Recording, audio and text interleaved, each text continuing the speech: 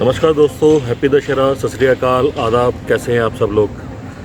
आज हम हरियाणा भवन में डॉक्टर स्वर्गीय अब्दुल कलाम आज़ाद का जन्मदिन मनाने के लिए आए हैं, जो कि हमारे मुस्लिम भाइयों मुस्लिम राष्ट्रीय मंच के द्वारा आयोजित करा जा रहा है। तो अब हम उनको कवर करेंगे हमारे चैनल पे, और इस तरह से आपको ब्लॉग हम दिखाते रहेंगे कौन कौन यहाँ पे लोग आते हैं, किस तरह से डॉक्टर अब्दुल कलाम का जन्मदिन मनाया जाता है। मैं बहुत बहुत शुक्रिया करता हूँ विवेक वैसला जी का, जो उन्होंने मुझे ये मौका दिया यहाँ पे आने का और हरियाणा भवन के अंदर डॉक्टर साहब का बर्थडे मनाने के लिए। जय हिंद, जय Shri Ram, happy Dussehra to all.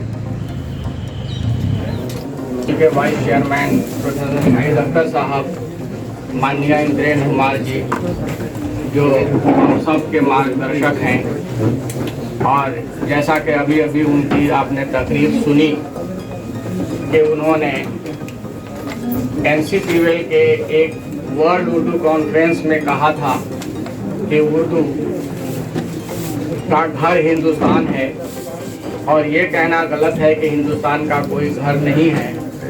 उस दिन से और आज तक मैं ये समझता हूँ कि वो सिर्फ मुस्लिम राष्ट्रीय मंच के सरपरस्त नहीं हैं, या सिर्फ मेरे और शाहिद अख्तर साहब या दूसरे लोगों के सरपरस्त नहीं हैं, बल्कि वो उर्दू के सरपरस्त भी हैं।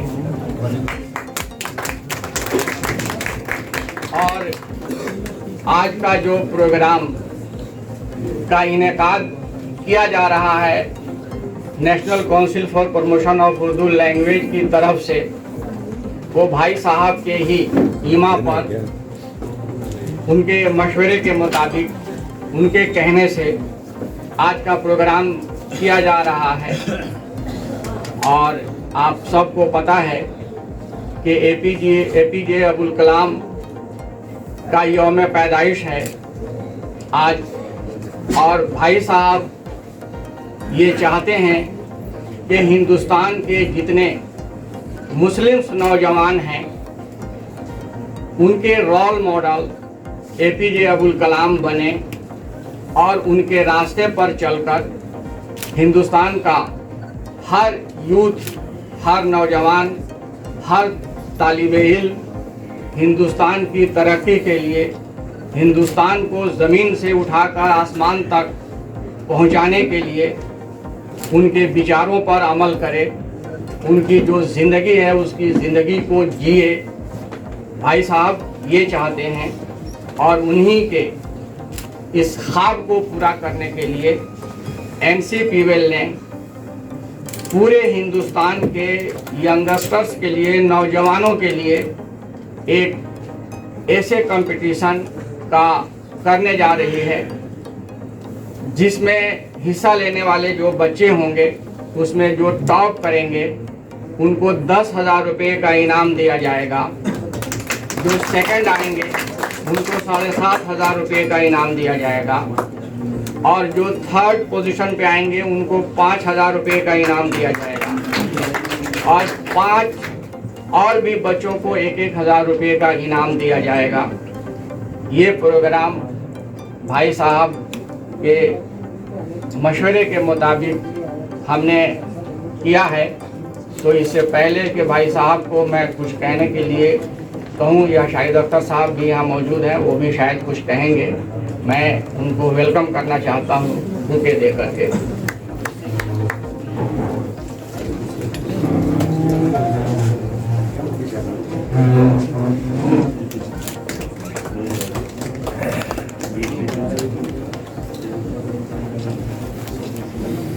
शाहिद अख्तर साहब जो NCPWL के वाइस चेयरमैन हैं और हमारे भाई भी हैं, उम्र में मुझसे 10 साल छोटे हैं, लेकिन अकल में मुझसे 20 साल बड़े हैं।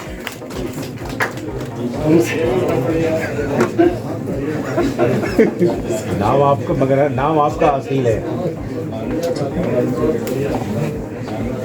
अब इससे पहले कि भाई साहब से मैं कुछ कहने के लिए कहूँ, शाहिद अख्तर साहब से गुजारिश है कि वो मुख्तसर इजहार ख्याल करें, इसलिए कि जुमे का वक्त होने वाला है।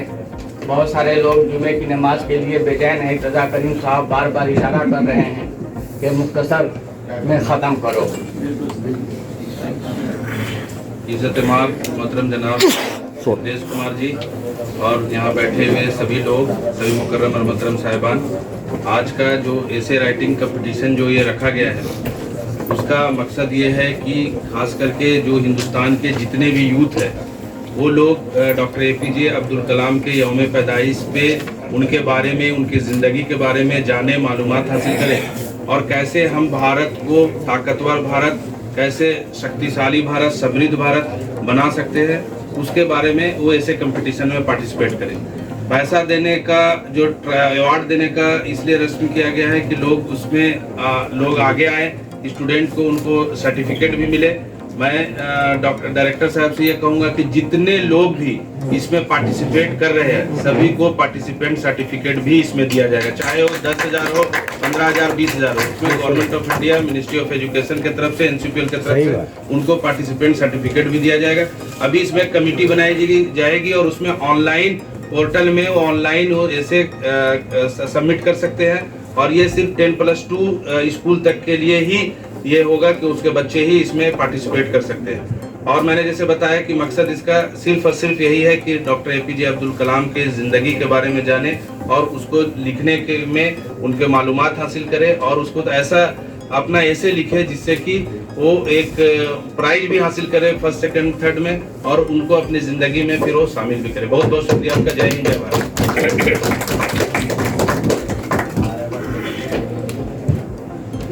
अब मैं भाई साहब माननीय इंद्रेश कुमार जी से गुजारिश करता हूँ तो अपने ख्यालात का इजहार करें। पहले लॉन्च करें। कौन सा बटन दबाना है बताओ।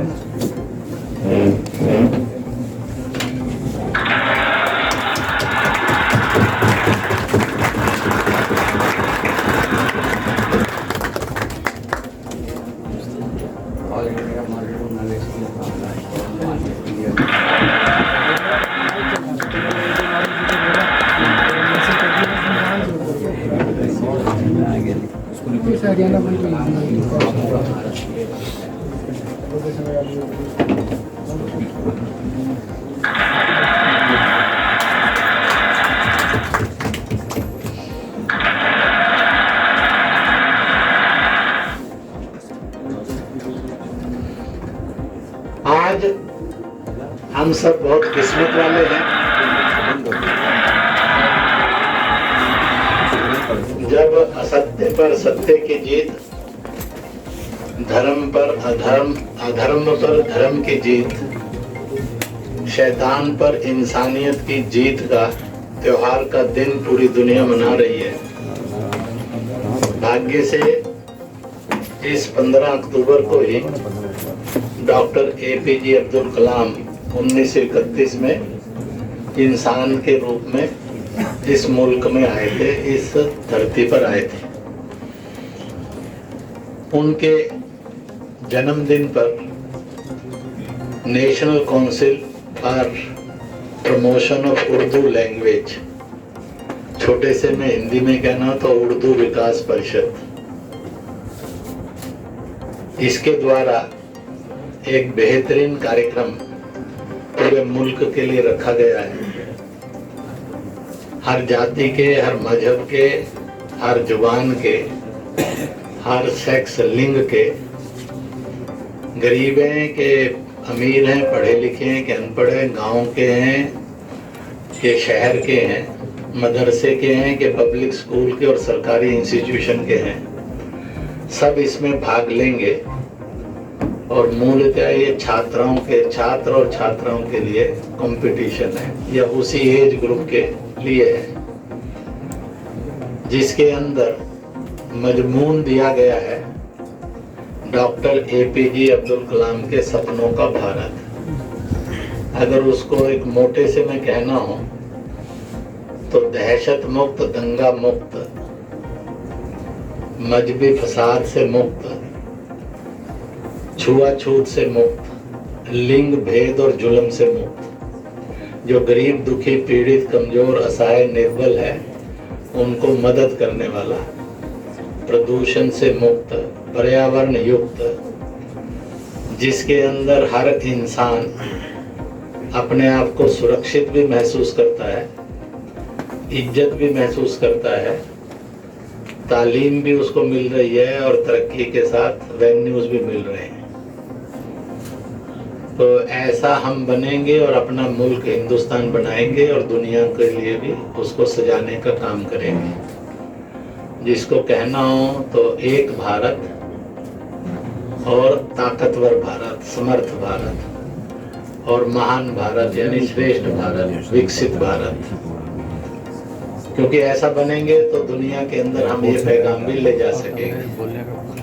क्योंकि दुनिया को APJ अब्दुल कलाम ने बहुत साफ शब्दों में कहा था कि आने वाले कल में अगर दुनिया को कोई रास्ता दिखाएगा और रोशनी देगा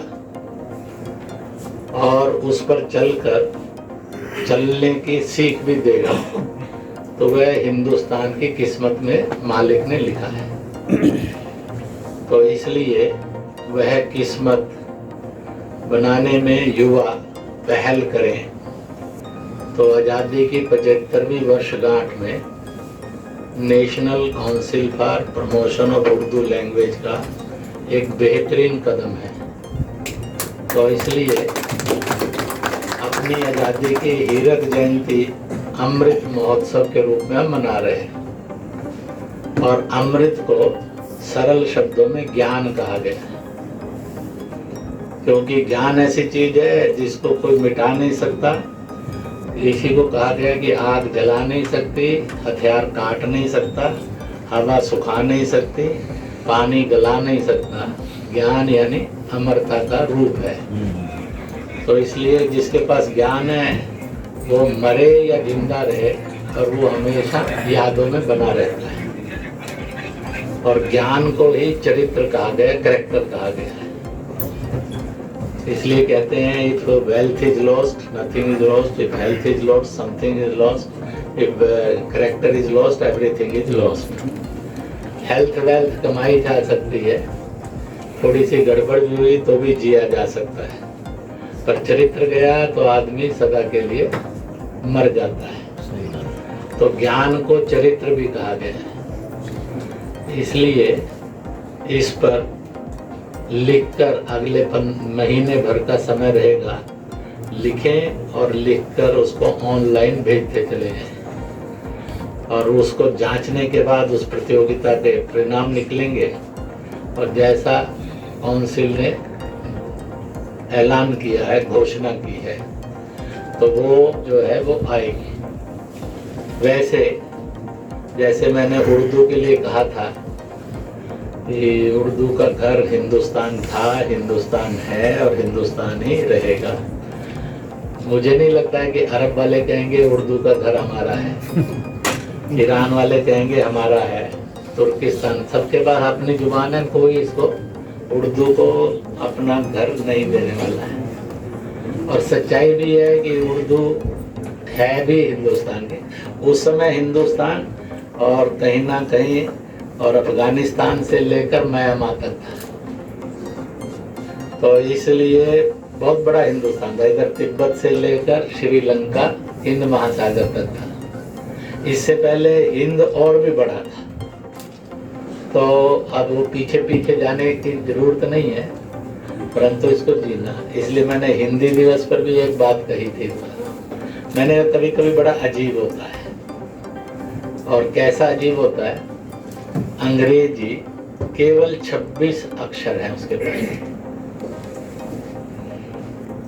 मात्रा कोई नहीं है, आधा शब्द कोई नहीं है, और जो लिखी जाती है वो बोली नहीं जाती, जो बोली जाती है वो पढ़ी नहीं जाती, जो पढ़ी जाती है वो लिखी नहीं जाती। जबकि संस्कृत से निकली हिंदी, इसके पास 47 अक्षर है।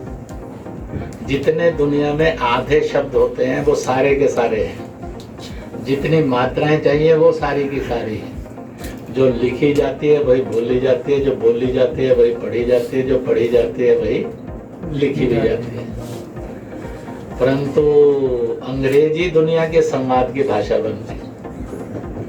और हिंदी समाज की भाषा नहीं बनी और उर्दू को घर नहीं मिला इतने सालों में। तो इसलिए मौका आ गया है कि उर्दू को घर पक्का कर दो और हिंदी भी दुनिया में संवाद की भाषा बने, क्योंकि richest language of the world है और उस तीन चार भाषाओं के बीच में से जन्मी उर्दू है और इसलिए उसको हिंदुस्तानी जुबान भी कह देते हैं। तो मुझे ये लगता है चुनौतियां कई तरह की हैं, आती रहेंगी जाती रहेंगी, पर हम संभल जाएं, एकजुट हो जाएं तो हर चुनौती को हम पार कर लेंगे और एक नया मुल्क सजाएंगे। तो इसलिए ये ऐसे प्रतियोगिता, इसके जो अच्छे प्रस्ताव थे, एक सुझाव मैं दे देता हूँ, इसमें से जो यूथ सारा एक वॉइस आएगी, इसमें 10,000, 15,000, 20,000, 50,000 जितना भी यूथ पार्टिसिपेट करेगा और उसकी टोटल अध्ययन करके वॉइस ऑफ यूथ यानी APJ Abdul Kalam in the form of today's youth, ऐसी अगर वो पुस्तक शाया करेंगे तो वो पुस्तक जो है it will become an guiding principal for the youth, for the nation. तो ये करनी चाहिए। तो वो करेंगे तो किसी से कोई कोटेशन आएगी, किसी से कोई एग्जाम्पल आएगा, किसी से कोई बात आएगी और उसको करेंगे तो एक नया guideline of innovation and research, यह विज्ञान के रूप में, ज्ञान के रूप में, सामाजिकता के रूप में, सोशियोलॉजी के रूप में, डेवलपमेंट के रूप में एक अच्छी चीज आ सकती है। नए प्रकार की एक पुस्तक, गाइडिंग बुक आ सकती है, इस प्रकार की आए।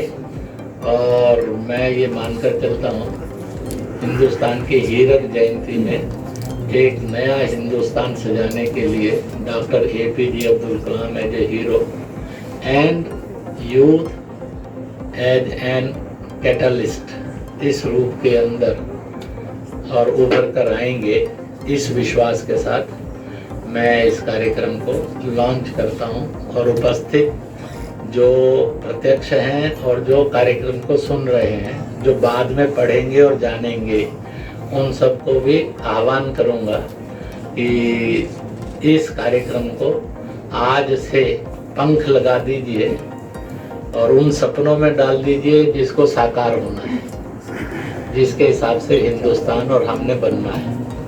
तो ऐसा एक संकल्प ले। अगर मदीना से कभी आवाज उठ सकती थी विवाद नहीं संवाद, फसाद नहीं सुलह, तो फिर से हिंदुस्तान पिछड़ा मुल्क नहीं, हिंदुस्तान लीड करने वाला मुल्क, महाशक्ति नहीं विश्व गुरु। महाशक्ति का मतलब है जिसको थोड़ा डंडे से काम लेता है, विश्व गुरु का मतलब है जो ज्ञान और विज्ञान से दुनिया को बढ़ाता है। तो वैसा हम बनेंगे। इन शुभकामनाओं के साथ इस national council for promotion of Urdu language को भी बहुत बहुत बहुत बहुत बेहतरीन कार्यक्रम के लिए बधाई हो। और मुझे लगता है कि एक नया हिंदुस्तान सजाने में सबका साथ, सबका विश्वास, सबका विकास, सबका प्रयास, यह जो सपना भारत के नेतृत्व ने श्री नरेंद्र मोदी के रूप में देखा है, उसको साकार करने में हम करेंगे। पर्सन कोई भी होगा, पार्टी कोई भी होगा, पर मैं और आप बनने और बनाना चाहिए, ये एक सत्य है और इसको हम करेंगे। इसलिए आप सबको भी बहुत बहुत बहुत बहुत विजयादशमी की भी शुभकामनाएं, APJ अब्दुल कलाम के जन्मदिन की भी ढेर शुभकामनाएं और इस बेहतरीन कार्यक्रम के लिए सबको बहुत बहुत मुबारक।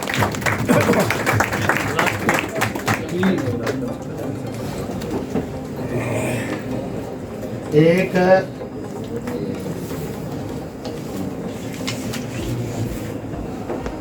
ये संकल्प की कॉपी बनाकर आप जब भेज देंगे, जगह जगह जब आप कार्यक्रम करेंगे तो इस संकल्प को भी करवाएं। मैं अभी बैठे बैठे रनिंग में लिखता गया, पूरा सजा नहीं है पर कुछ सज गया है, तो बाकी बोलते बोलते सज जाएगा। पीछे पीछे शब्द बोलेंगे, एक एक दो दो शब्द मैं बोलता जाऊंगा, बोले मैं हुब्बल वतनी को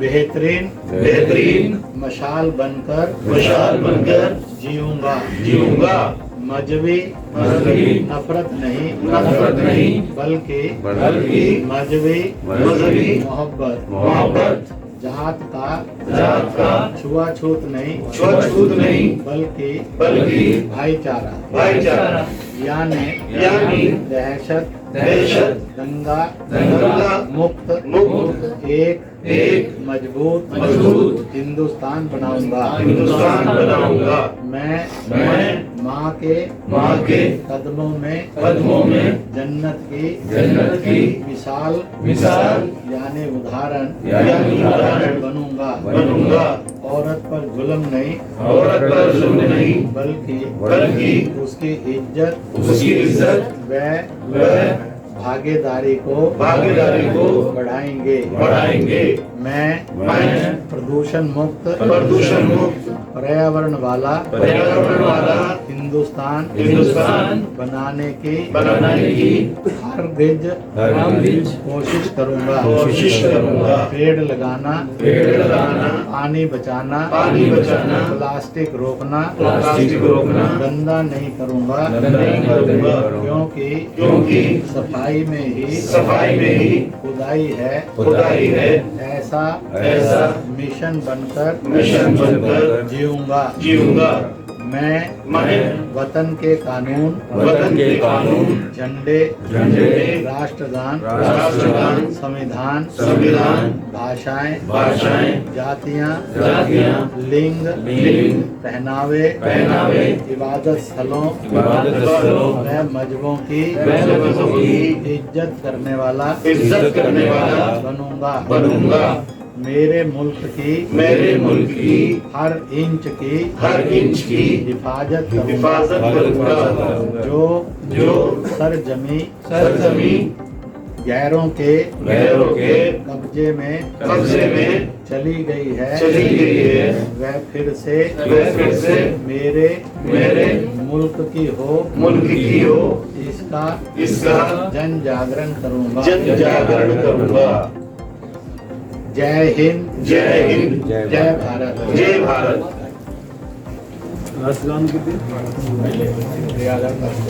हाँ यहाँ इस प्रोग्राम में मौजूद जितने ख़वातीनो हजरात तशरीफ़ फरमा हैं तशरीफ़ लाए हैं जो बच्चे उनके असातिज़ा हजरात और बाहर से भी कई नामवर शख्सियत यहाँ तशरीफ़ फरमा है। मैं आप तमाम लोगों का शुक्रिया अदा करता हूँ। National council for promotion of Urdu language का इंतज़ा करीम साहब भी यहाँ मौजूद हैं, एजाज़ अली अरशद साहब मौजूद हैं जो पटना से आए हैं। मैं उनका ख़ास तौर पर शुक्रिया अदा करना चाहता हूँ। और भाई साहब इंद्रेश कुमार जी जो हमारी गुजारिश पर आज के हमारे इस प्रोग्राम का इफ्तिताह किया है, मैं उनका भी बेहद शुक्रगुजार हूँ। शाहिद साहब जो कि काउंसिल के वाइस चेयरमैन हैं, मैं उनका भी बेहद शुक्रगुजार हूँ। इंतज़ा करीम साहब भी यहाँ तशरीफ़ फरमा हैं, एक्स डायरेक्टर NCPL, मैं उनका भी ख़ास तौर पे शुक्रगुजार हूँ। लेकिन और मुझे उम्मीद है कि इस प्रोग्राम के अच्छे नताइज होंगे और APJ अब्दुल कलाम के ख्वाबों का की ताबीर पैदा होगी और हिंदुस्तान का बच्चा APJ अब्दुल कलाम के नक्शे कदम पे चलेगा और बेशुमार आने वाले फ्यूचर में APJ अब्दुल कलाम बनेंगे। इन्हीं अल्फाज के साथ मैं एक बार फिर आप तमाम लोगों का बेहद शुक्रगुजार हूँ। बहुत बहुत शुक्रिया। एक बार सभी राष्ट्रगान के लिए खड़े हो जाएं, उसके बाद में आदाब के पैकेट से आपको मिलेंगे। राष्ट्रगान पूरी मूव करें।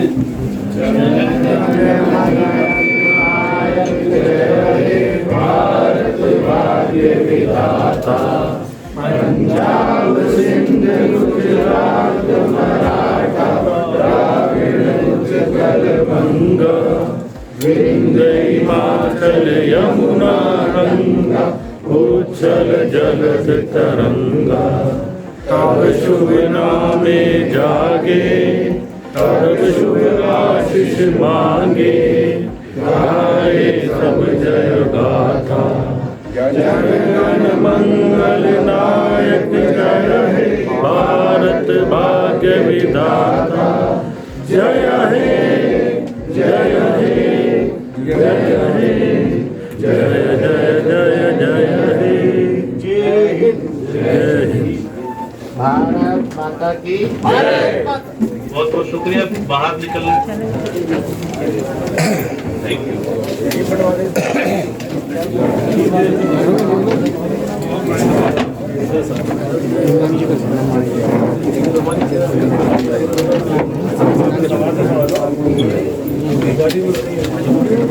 कुछ लोग भाई साहब का स्वागत करना चाहते हैं, जो आए हुए हैं वो एक एक करके आकर भाई साहब का स्वागत कर लेंगे। ये हमारे जामिया इस्लामी के प्रोफेसर महताब साहब हैं।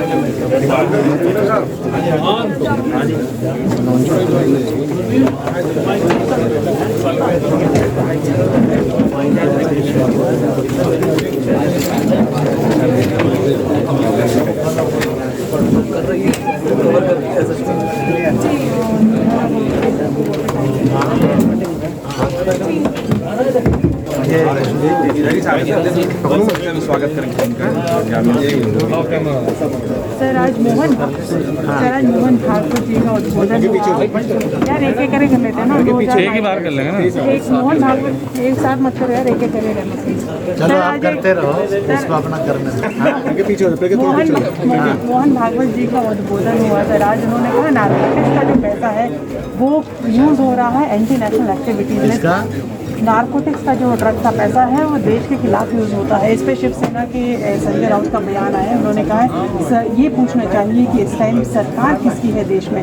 मोदी जी ने कहा था डीमोनेटाइजेशन करेंगे तो उससे टेररिस्ट भी खत्म होंगे और नारकोटिक्स भी खत्म होगा। ऐसा है, यह है जो राष्ट्रीय स्वयंसेवक संघ के पूजनीय सरसंघ चालक जी ने कहा कि नारकोटिक्स नशे का पैसा यह देश के चरित्र को भी बर्बाद कर रहा है और देश की सुरक्षा के लिए भी खतरा बन रहा है। यह सत्य था, सत्य है और सत्य रहेगा। इसलिए इस पर अगर कोई राजनीतिक दल राजनीति में आकर द्वेष की बात करता है कि सरकार किसकी है, तो नेता ने भी अपने अंदर झांक कर देखना चाहिए कि वो भी उसी सरकार के हिस्से हैं, वो प्रदेश में होंगे। इसका मतलब है कि उन्होंने मान लिया है कि उनकी सरकार कसूरवार है। मुझे ये लगता है अगर स्टेट्समैनशिप है तो नेता और दलों ने कहना चाहिए कि एक बहुत सुंदर आह्वान हुआ है, इसलिए आओ मिलकर नशे से मुक्त हिंदुस्तान को बनाने के लिए हर पार्टी, हर मजहब, हर जात, हर सरकार काम करेगी और हम नशा मुक्त हिंदुस्तान यानी तरक्की वाला हिंदुस्तान होगा, सुरक्षित हिंदुस्तान होगा और हिंदुस्तान की एकता और अखंडता से कोई खेल नहीं सकेगा। ऐसी सद्बुद्धि इन नेताओं को आए। आज विजयादशमी के पावन दिन पर यह है, मैं प्रभु से प्रार्थना करता हूँ। सर भागवत जी ने ये भी कहा जम्मू कश्मीर में टारगेटेड जैसे किलिंग्स हो रही है माइनॉरिटी को लेकर, पर जिस तरीके से हम देख रहे हैं कि आर्मी काफ़ी सक्रिय है, टेररिस्ट को न्यूट्रलाइज भी कर रही है, पर फिर भी रोज़ खबरें आ रही हैं। कल JCO और एक जो सोल्जर हैं उनकी भी जान चली गई है एंटी टेररिस्ट ऑपरेशन पूंछ में। ऐसा है कि भारत विस्तारवाद, आतंकवाद, माओवाद, नक्सलवाद, इसी के साथ साथ दहशतवाद और मजहबवाद से ग्रस्त कहीं ना कहीं हिंसा में झुलस रहा है। बहुत बड़ा नियंत्रण हुआ है। पहले तो 2-3 महीने में एक दंगा हो जाना, सीमा पर हर रोज़ गोलाबारी होना और आतंकी दहशत और मौत की घटनाएं घटते रहना था। इस पर बहुत बड़ी लगाम लगी है, परंतु तो भी आज जम्मू कश्मीर में आतंकवादी पाकिस्तान से या ऐसी ही अन्य एंटी हिंदुस्तानी, जिसमें चीन को भी गिना जाता है, लोगों की मदद से फिर से कश्मीर में उस खून खराबे के दौर को लाना चाहते हैं जो नहीं आ सकेगा, आएगा नहीं। और हमें पूरा विश्वास है कि सरकार, प्रशासन, सेना और समाज, जनता मिलकर भारत को शीघ्र इन सब हिंसाओं से मुक्त बना लेंगी। और इस प्रकार से आज का त्यौहार कहता है कि असत्य पर सत्य की, अधर्म पर धर्म की, शैतान राक्षसवाद, हिंसा पर और अहिंसा की, विकास की जीत होगी। और पूरा विश्वास है कि यह बलिदान जाया नहीं जाएंगे। मैं राजनीतिक दलों से और अन्यों से ये निवेदन करूंगा कि वह इन बलिदानों को ऊपर राजनीति नहीं करें। चाहे केस लखीमपुर का हो, चाहे पालघाट का केस हो महाराष्ट्र में, चाहे नागौर जालोर का केस राजस्थान में हो, और चाहे जम्मू कश्मीर में हो।